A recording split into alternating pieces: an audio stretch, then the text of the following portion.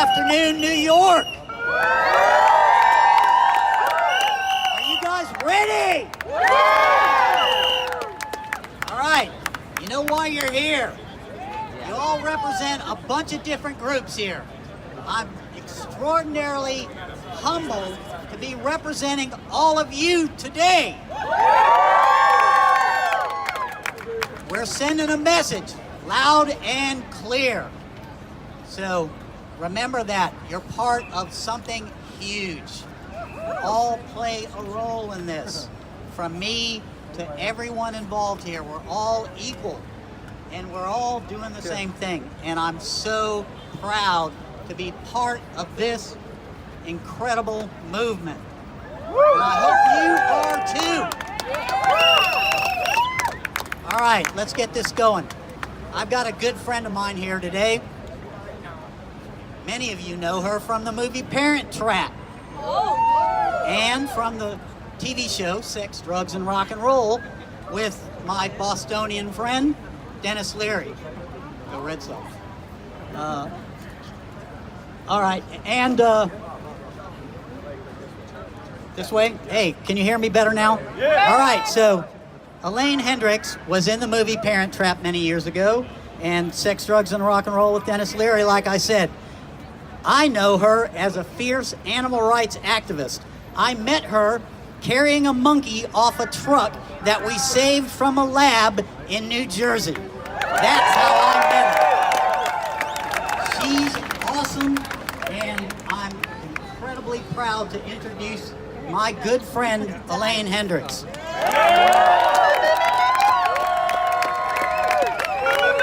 Bob Ingersoll, everyone. One of my heroes. Hey, I'm here. I'm preaching to the choir, and look at the size of this choir. As an actress, it's my job to tell stories, and I took that job very seriously years ago when I heard Viktor Frankl tell his stories in his books. In his book, Man's Search for Meaning. And he talked about the one day a month off that they had. They pushed together their benches and reenacted their Yiddish theater together. And it was at that moment I said, storytelling is imperative to the human race. And now more and more it's coming out, one of the greatest distinctions we have over other species is our ability to tell stories. So for each one of us, if we go and we continue to tell our stories and tell the stories of the animals, we will continue to change the world in a positive, loving, compassionate direction, just like we are doing.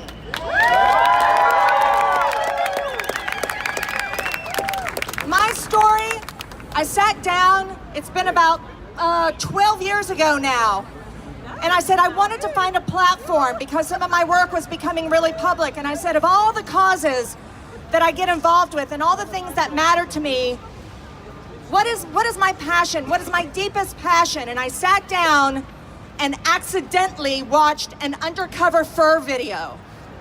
It was that moment. My boyfriend at the time, I was like, honey, I'm selling my car. It's got leather interior. I'm cleaning out all of our cleaning products because they were tested on animals.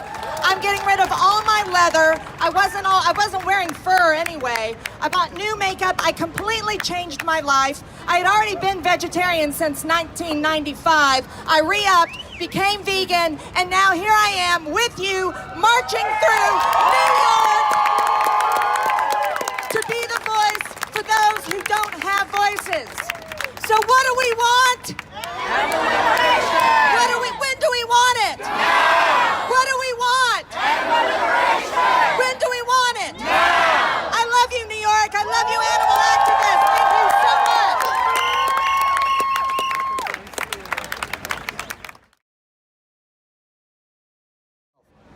much. Ladies and gentlemen, Anita Krajnc. Hi, thank you. Toronto Pig Save started 8 years ago when I adopted a dog, Mr. Bean, and walked on Lakeshore and saw pigs looking out of trucks with fear in their eyes And then we started Toronto Pig Safe, and the slaughterhouse in downtown Toronto was 5 minutes from where I lived. So it was super easy to do 3 vigils a week. And we did that every week, and we did over 1,000 vigils in Toronto. The inspiration for us include Leo Tolstoy, Gandhi, Cesar Chavez, Saul Alinsky, Lois Gibbs, and other love-based community organizers. And our main strategies are bearing witness, love-based community organizing, and using a variety of tactics. Tolstoy defined the moral duty to bear witness as when you see a suffering creature, don't succumb to the initial desire to flee from the suffering one, but on the contrary, come closer, as close as you can to her, and try to help her. So usually we bear witness in a partial way. We go to slaughterhouses and we give water and food to the animals, but then they go to slaughter. But sometimes we rescue them. Each year there are hundreds of animals that are rescued by the Save movement. I invite each of you to bear witness in your community. Find out if there's a slaughterhouse or live market near where you live, and either join an existing group or create a new Save. And I'll give you an example of the slaughterhouses and live markets in New York City. There are 3 live markets in Brooklyn and Queens, which we went to yesterday. One is in Brunswick neighborhood in Brooklyn, and it includes Kikariki live poultry and Dubao live poultry on Nicholas Street. We bore witness yesterday to goats, chickens, rabbits, baby calves. And the animals were protecting each other. There was a goat in the corner of the kill pen that was sort of looking out for the other goats and calves.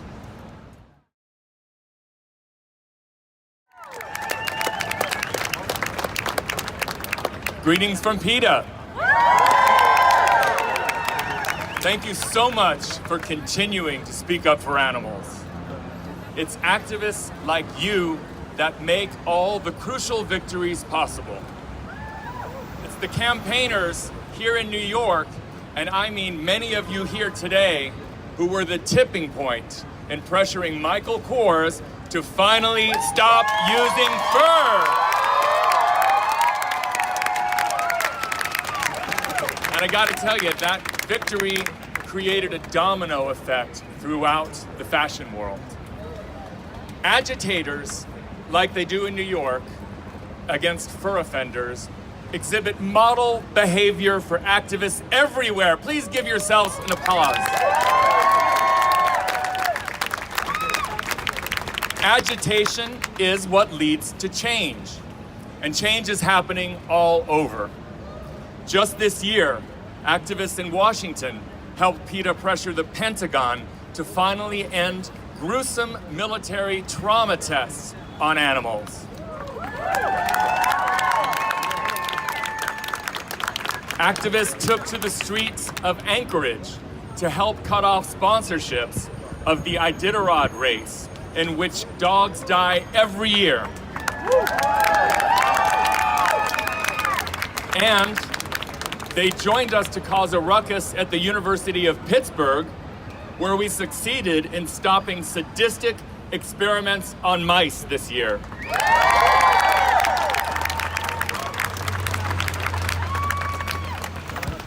They also joined. There's one issue here in New York that has been on our agenda for far too long. I'm talking about the fight to free the horses from the cruel carriage trade.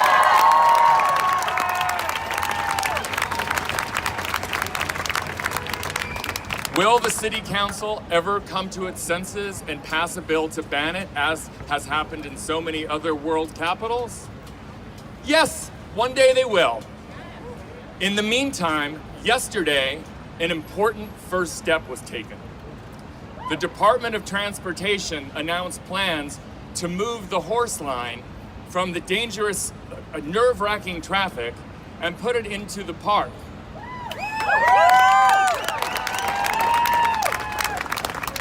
And guess what?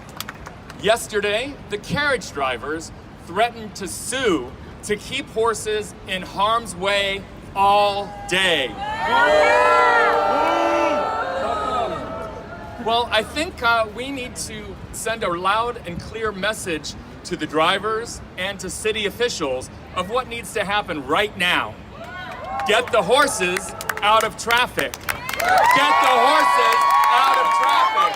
Get the horses out of traffic. Get the horses out of traffic. Get the horses out of traffic. Get the horses out of traffic. Get the horses out of traffic. Get the horses out of traffic. Get the horses out of traffic. Get the horses out of traffic. Get the horses out of traffic. Get the horses.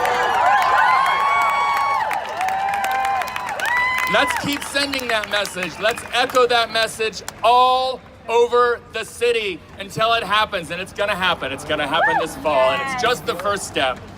Thank you all for remaining active for animals. The animals are depending on you. Keep up the great work. Last night, it was amazing, and I'm very proud and honored to introduce my new friend and compadre, Paul Gilboa.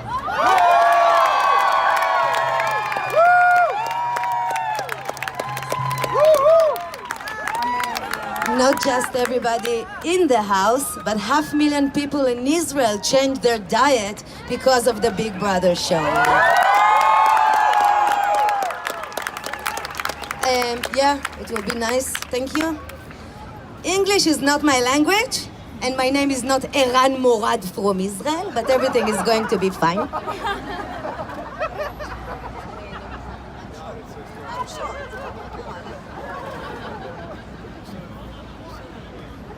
Loud. Yeah. Okay. Can you hear me in the back? Nietzsche said, if you gaze long into the abyss also gazes into you. Almost 8 years ago, I agreed to look down into the abyss that for me was my part in the animal's hell. Since then and until now, I haven't stopped looking down into the abysses of sadness and suffering, and they look back at me. I never imagined how that change back then would be so significant, but it turned out to be the greatest and the most meaningful change of my entire life. Thank you. I was sure the moment I would tell the animals' stories, people would agree to change. And while some do, the majority of people are brainwashed, and I have had to experience and witness the dark side of humanity over and over again. When I understood that we had to create a radical change from the base up, deep in the roots, I also understood the enormous responsibility on my shoulders. The hell endured by animals doesn't exist because of us anymore. Thank you. But we must be their voice and take full and wise responsibility for them.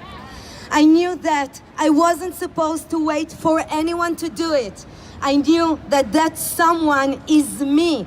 That someone is you. We are the someone we have been waiting for. We are the ones who will bring about change. Yeah, we are. I don't wait for anyone to want to hear or to see the truth. The truth is there, naked for all to see, cold, cruel, and full of suffering. That's how we founded the largest grassroots movement in Israel, Total Liberation, with the slogan, thank you, with the slogan, always and everywhere. It isn't just a slogan, it's reality, because somehow it's never the right time or place. But we don't ask anyone where or when, because it's always the right time and place.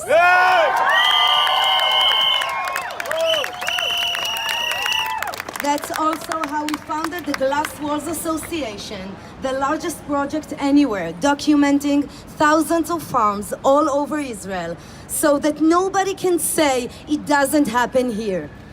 I believe that everything happens for a reason, and every opportunity I got, I took. It wasn't always easy, but in the end, it was always worth it. For almost 8 years, I have been going in and out of the jaws of hell, time and time again. There is nothing more difficult than turning my back and leaving them there to their fate, knowing the physical and the mental anguish they suffer, which ends only in the slaughterhouse, the place where billions of miserable, innocent beings are butchered. I've been doing it for 8 years and it works. We reinvent ourselves over and over, looking for new and creative and effective ways to bring about the most extensive change in the consciousness that humanity has to go through. The concept that animals are not ours to use, not ours to eat, not to wear, not to use as entertainment, not ours to be donated to science. They are just like us. They deserve to live their lives as they are, free, fearless, and worthy of family and protection. I have seen with my own eyes tens of thousands of animals sentenced to death moments before the knife slit their throat. I have seen endless mothers as the dearest thing to them, their baby, was snatched from them. I have seen babies trembling and crying for their mothers. Each and every one of them is etched upon every cell in my body with one promise: not to live, not to back down, not to give up.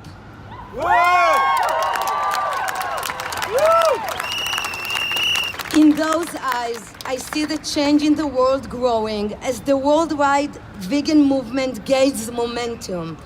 I see the plant-based alternative that keep popping up in the stores. I see the people who keep changing and spreading change around them. There is no hidden secret to success. It's always the result of preparation, hard work, and in our case, lots of blood, sweat, and tears. The human race has to stop the animal holocaust before the animal holocaust puts an end to the human race.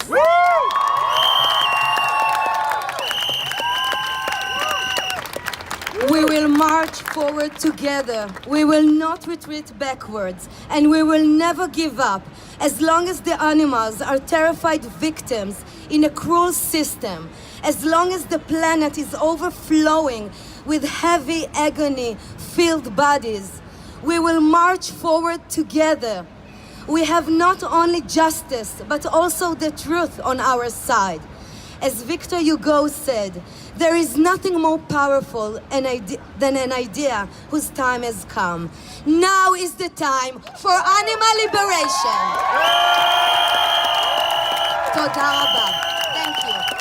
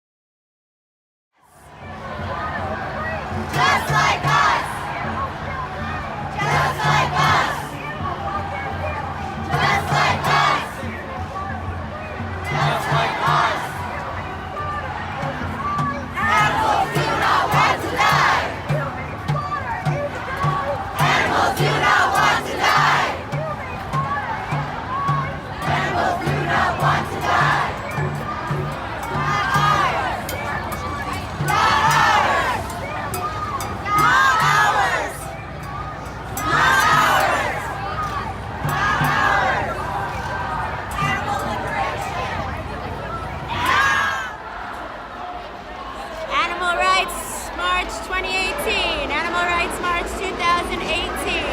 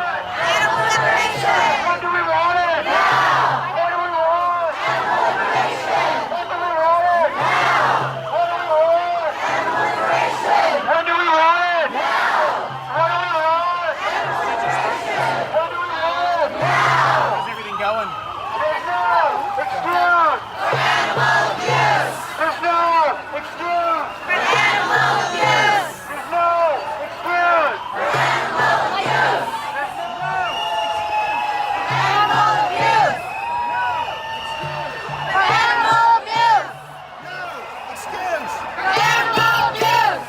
No excuse. Animal abuse. No excuse. Animal abuse. No excuse.